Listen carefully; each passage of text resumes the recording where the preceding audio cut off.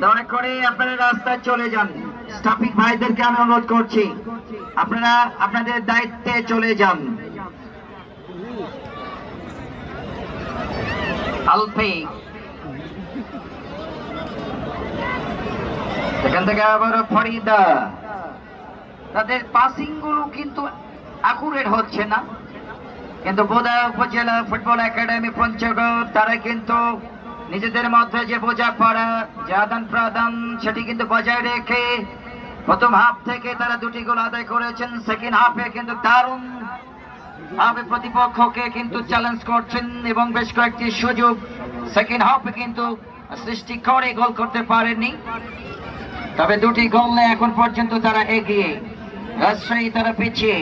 আগামী সোমবার ছেলেদের খেলায় দ্বিতীয় সেমিফাইনালে জয়পুরহাট পাকার মাথা প্রতিপক্ষ সৈয়দপুর ফুটবল একাডেমি, সৈয়দপুর শিউলি